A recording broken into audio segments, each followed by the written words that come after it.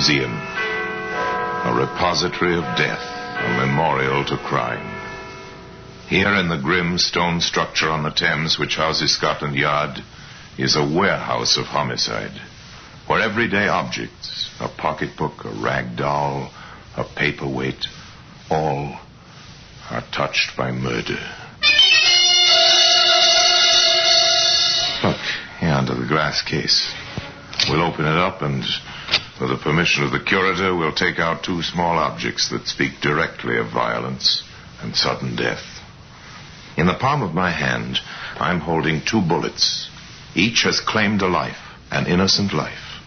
And these twin messengers of death have a common origin, although 3 years passed before the first was followed on its fatal mission by the second.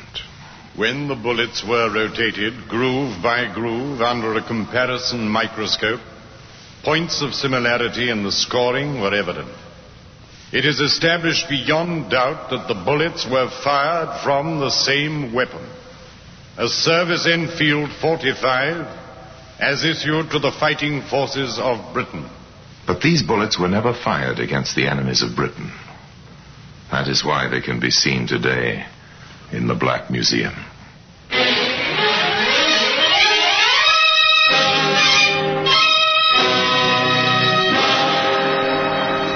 From the annals of the Criminal Investigation Department of the London Police, we bring you the dramatic stories of the crimes recorded by the objects in Scotland Yard's Gallery of Death, the Black Museum.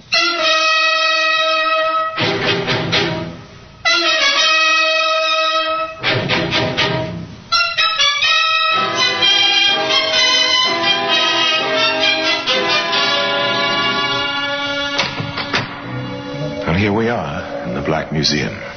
Scotland Yard's Museum of Murder. Yes, beyond these stone walls, the life of London flows and ebbs like the muddy waters of the Thames. But here it is quiet, very quiet. Yet there's a tension in the cold air, as if unseen eyes were watching. Come with me. Past row upon row of inanimate objects, each one marked with the names of the killer and the victim. Murderers caught, murderers yet to be caught. Sometimes the wheels of justice turn slowly, but more of that when we come to the glass case at the end of the gallery. Now I see the watching eyes up there just below the ceiling. There hang the death masks of criminals of bygone days. They form a grim frieze. They were collected at a time when forensic theorists believed that a composite face made up of the dominant characteristics of hundreds of criminal features would resolve into a picture of the typical criminal. But in 1913, the experts decided that the masks presented nothing different from your face and mine, the average law-abiding citizens. Up there, you know that face? Yes, it's Heinrich Himmler, the German Gestapo chief. The mask was taken a few hours after he bit into a phial of potassium cyanide as he stood before his British captors at Lunenburg. And now, here we are. Here's the case. Here are the two bullets. One fired in 1944 when London shook under Hitler's onslaught of V-1s. The other fired during the uneasy peace of 47 when anxious eyes were turning eastward. And the story of these little pieces of metal is the story of a byproduct of war. It is the story of two boys. They never lived to reach man's true estate. They died by hanging when they were 19. But the path that led them to the scaffold, they found when they were age 14, evacuated to a farm in the country. It's the summer of 1942. All Europe lies under the heel of the invader. England is surrounded by a ring of steel, and the gunners on the white cliffs of Dover look across the narrow straits upon occupied France. But on Rington Farm in Cheshire, all is peaceful. Or is it? Hello, Joe. What you got under your coat? Hey, come into the barn, quick. What's the lock? Close the door. Nobody about, is there? No. Then look at what I got. The old man's gun. Does he know you've got it? Ah, don't be so daft. Of course he don't. He'll be mad if he finds out. He might chuck us out the house. Ah, no, he's too soft. But how does it work? It's in two pieces. Oh, haven't you ever seen a sporting gun before? No. It fits together like this. Cool, all right, isn't it? Ah, it's wonderful. Lovely 12 bore, this is. Hey, what you doing now? Ah, what's it look like I'm doing? I'm loading the perisher. You're not going to fire it, Joe. Not scared, are you? They'll hear. Ah, no, they won't. There's nobody in the house. They've gone into town for the afternoon. Hey, what's that? Only the cat comes in here after mice. There it is. Oh, Joe! What have you hey, done? quick, grab that spade. We'll bury it outside. It's dead. Of course it is. Don't stand there with your eyes hanging out. Fetch that spade. If we move quick, they'll never know. So Joseph Bell and Nicholas Green follow the path they have chosen of their own free will.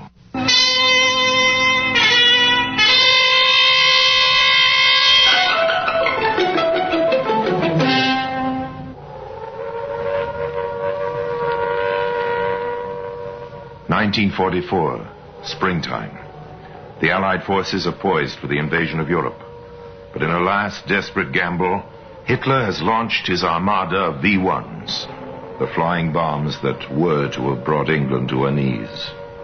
Had they been launched a little earlier, and had the defenses been less effective.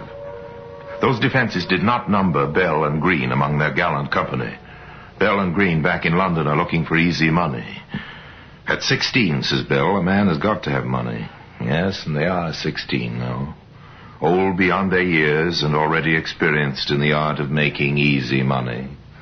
But in a small way, as yet. Look out, here comes another V1. Yeah, the engine stopped. Which way was it going, did you see? No. Oh, well, why worry, we've got to buy it sometime. We're okay. It dropped in the next block. It must have been pretty close to the cop station. I hope it was on top of it with all the lousy coppers inside. Here, let's go into this cave and see what we can find. That was London in 1944. A shattering explosion brings death and destruction. But it's just around the block. We're okay here. Life goes on. We're used to it. Take the table where the soldier is, Nick. Right. You mind if we sit down, soldier? No, carry on. Yeah? What can I get you? Beans on toast and a cup of tea. Plenty of sugar. Same for me. Huh, plenty of sugar. You'll be lucky. And make it snappy. Oh, of all the cheek. Not bad, eh? Listen to me, partner. Women's out in this team, get it? Oh, I don't understand you at times, Joe. Don't you ever look at a girl? Not unless I can get something out of her. Change the subject. Okay. You got a light on you, soldier? Oh, sure. Tar. Ever fagged yourself?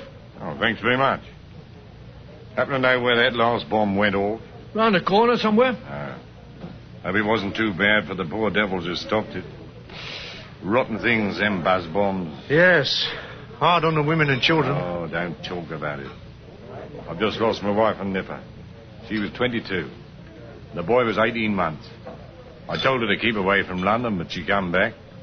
You know what it is, living with strangers. She wanted to be home. Now there isn't any home. Just a crater. Oh, I'm sorry about that. When did it happen? Last week. That's why I'm here. Got a compassionate posting to clear things up. Was that your bike I saw outside? Yeah.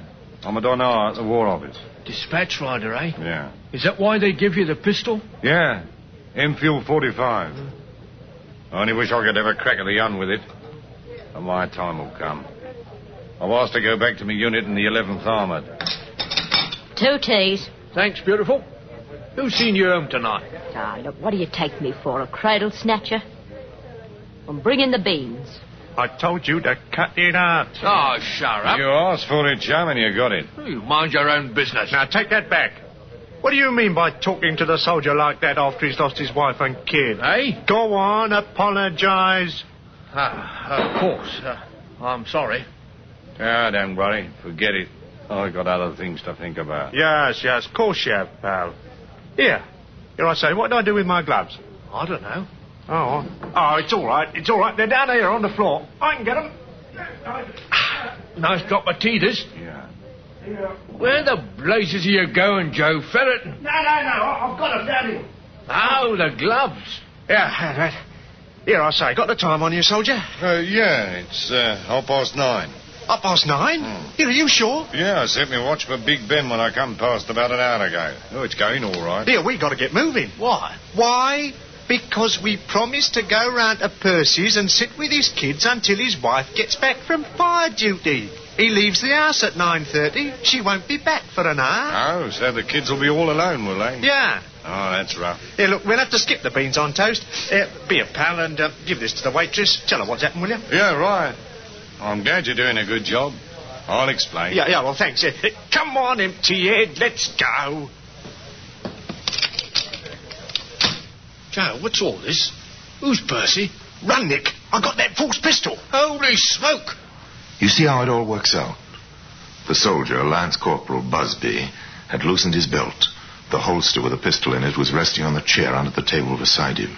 It was only a matter of seconds for Bell to remove the pistol from the holster. There was no lanyard running from the gun to the Lance Corporal's shoulder. If there had been, 2 innocent lives might have been saved. That pistol was to fire the 2 bullets that may be seen today in the Black Museum. Now back to Theater of the Mind on 104.5 Chum FM.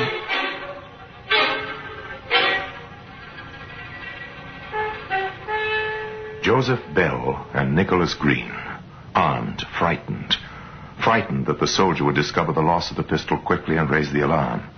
Why did Bell steal the weapon? Why, 2 years before, had he taken the farmer's shotgun? To kill. Now, as his running feet carry him through the darkened streets of London, with the roar of exploding and flying bombs always in the next block, he doesn't know what he's going to do. He doesn't know that very soon he is going to kill. Not a cat this time, but a man. Well, we got away. That was a good story about Percy and the kids, Joe. You got some imagination, you have. I decided to get the pistol before we sat down, even if it meant following that bloke outside and coshing him. What are you going to do with it? Well, what do you think? Don't you feel good knowing I've got it? Yeah, it might come in handy. Yeah, the engine of the buzz bomb's cut. Blimey, it's coming this way. Come in here, you boys. No, you take your hands off me. No, don't be silly. Come in. Let me go, do you hear? Nonsense, boy. All right, you've asked for it. Joe! Bell fired at the precise moment when the bomb exploded. This time the explosion wasn't quite in that next block. The warden, it was an air raid warden named Thompson, who had tried to drag Joseph Bell into a shelter, the warden fell dead, with a bullet in his heart and a piece of shrapnel in his chest. The shrapnel alone would not have been fatal, and by the strange way of things, the murderers were unharmed. Quick, we got to get away. This is nothing to do with me. You shot him. You're just as much in it as I am, and you know it.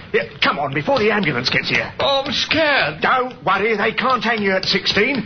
Now save your breath and keep going. Keep going, boys. You're going to keep going and keep going until you've used the second bullet. Then you'll stop. Forever. I've got to slow down. Okay. But I wish you wouldn't get in a panic. You almost get me worried, too. Aren't you worried, Joe? What about? Why, the stiff back there. Him? I'm not worried about him. They'll think he was killed by the bomb. There was blood all over him.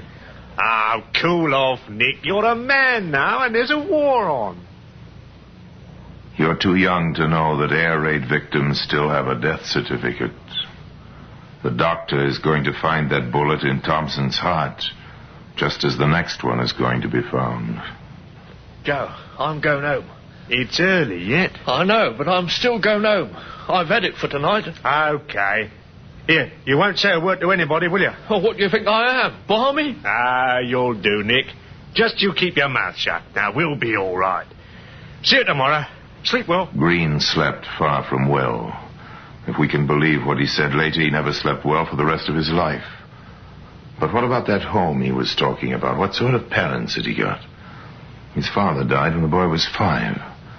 When he went home to his mother. Oh, it's you. I thought it was the warden come to tell me I was showing a light. What's the matter with you? Where have you been to? I've been out with Joe. Huh. You've been up to something, haven't you? Stop asking damn fool questions or I'll break your neck. Go and put the kettle on. I'm as dry as a bone. Now you see, Nicholas Green, coward and murderer, was the master in his mother's house. And what about his partner in crime? Joseph Bell had no parents. They were killed in the Blitz in 1940. He had an uncle who pledged himself guardian to the boy, but Uncle preferred blondes, rather tatty blondes. So now into the final phase. 1947. The hot war is over. The Cold War is only just beginning.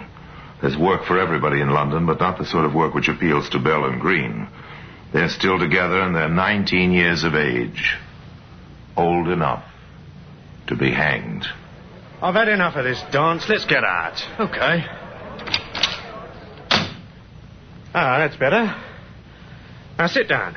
What's on your mind, Joe? We're going to do a proper job. Well, we've been doing all right, haven't we? Working the races, little black market deals, skipping up the back stairs in hotels to knock off a brush and comb set or an electric razor. That's small time. Well, what's the griff this time? I'll tell you. There's a warehouse just off the commercial road. It's in Derby Street. Caravinos. You know it? Yeah. Well, then listen. Caravinos in Derby Street. We're almost at the end of the path now, boys. Caravino's warehouse is packed with furs, all nice and snug in cold storage. They're beautiful furs, worth a lot of money. Quite a temptation to the criminal who thinks he can get away with some of them. But can he get away? What about the caretaker? He's the only one we got to worry about, Nick. But I've been watching the place, and every night, regular as clockwork, at 9:30, he slips out of the side door and trots round to the pub. Which one? The King's Head. He collects a quart of beer and takes it back to the warehouse in a bottle. I suppose that lot helps him to pass the rest of the evening. Maybe, but he ain't going to drink it tonight. We got him when he gets back with the bottle, is that it? Yeah. And we don't cosh him until he's opened the side door. We wait till he lets us in, like. That's the idea. Then, when we've coshed him, we pull him inside, close the door, and help ourselves. How do we get the stuff away, Joe? It's a good job you got me to do the thinking for you. Do you know Cork Street? Yeah, it leads out of Derby Street. Well, there's a greengrocer's shop. Every evening, the owner parks his van outside and leaves it there till he goes to Covent Garden Market in the morning. Well, I've given the van a once-over, and here's the key that fits the ignition. You got it all worked out, Joe. But what do we do with the furs when we've got him? Fix that too. I've got a fence who specialises in furs, and he's not known, see? Well, that sounds fine. It is fine. Now, come on. We'll pick up the van to start with. Yes, Bell had thought of everything, or rather, almost everything. It was child's play picking up the van. The owner was in the habit of retiring early in order to be up to catch the morning market. While he slept peacefully in a room over the back of the shop, Bell and Green pushed the van 50 yards down the street. It was all done very quietly. And the time was 9:29. Okay, in we get. I'll drive.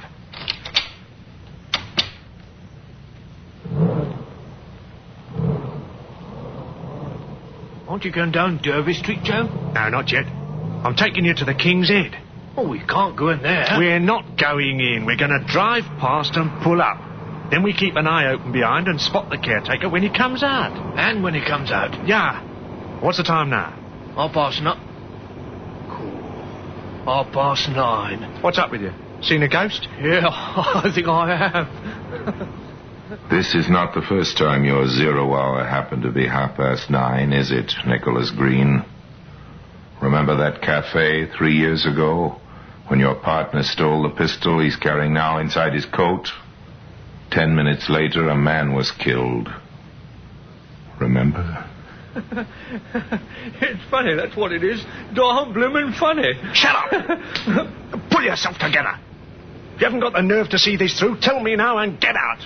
I'll do it myself. I'm sorry, Joe. I'm okay. I started thinking, that's all. Leave the thinking to me. Here's the pub. I can see the door to the bar through the driving mirror. And here he comes. Dead on time, as per usual. Our luck's in. The caretaker from the warehouse disappears into the bar. The watchers don't have long to wait. He comes out with his bottle of beer and trudges back through the shadows towards his lonely post. He turns into Derby Street and approaches the tall, dark building of Caravinos. So alive by day, so very silent by night. Oh, don't say I've shut myself out. No good, here's a key. Excuse me, chum. I want to get to Tower Bridge. Oh, that's easy. Straight to the end, turn left, right and left you go, and then you come into Wapping High Street. Yeah, I'm a stranger round here, but, look, I've got a map. If you could point it out to me. Well, you'll find it all right. Good night. No, you don't. Yeah. Go back. I'll drag him in and open the gate to the yard. Now, drive the van in quick. Okay. Everything's working according to plan, isn't it, boys?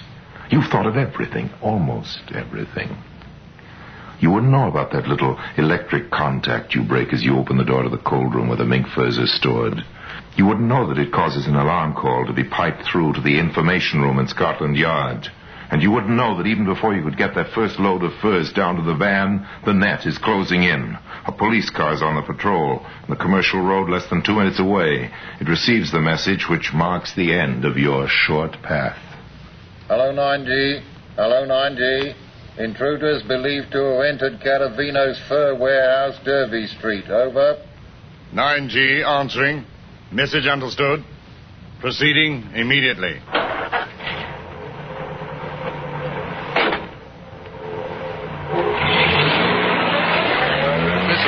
I wonder. I shouldn't think so. I've had 22 years in the force, and I never had the luck to get onto a real job yet. You should worry, Tommy boy. You're retiring next month. Think of that nice little pension you're going to get. You're going to sit back and grow more prize lupins for the rest of your life. But PC Tom Wallace was never to draw his pension, and he was never to grow any more prize lupins. This was the first real job he had waited 22 years for. He'd always known what he would do. He'd approach quietly, turn off the car engine before he got to the scene of the incident, and tread lightly. He'd make sure his brother officers followed his example. He wasn't going to fall down on his first real job. And somehow he knew this was it. Quiet, quiet. Is the door locked? Yes, but look down there. Oh, blood. Try the gate. It's open. Now, we'll go back to the car and signal for reinforcements. Pete, George, and me's going in. Shh! Nick, take that load out to the van. I'll go back for some more. Okay, Joe. Make it quick. The sooner we're away, the better I'll like it. All right, son, the game's up. Coppers! Let me go! There's the bracelets on you. How many more up there? Find out. Don't worry, we will. Come on, George. I can see a light through the door. Get back, you dirty knobs! I've got a gun! Drop it, you young fool! Let him have it, Joe! Drop it! Look out, Joe, where you're going. The lift shaft behind you.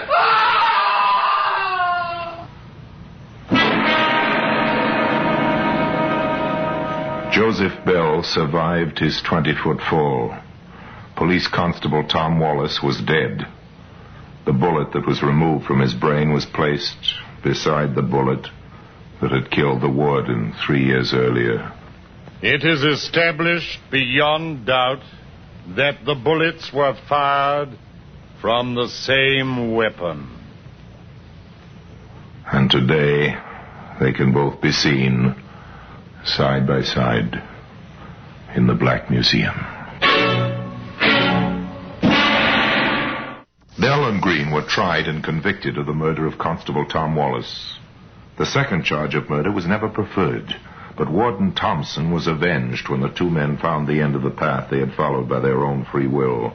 It finished on the gallows at 8 o'clock on a gray, misty morning. There were some who said that Green should not have died. He didn't fire the shot that killed the policeman. But was he indeed the weaker member of the grim partnership? The reconstruction of events you have heard was based on his confessions.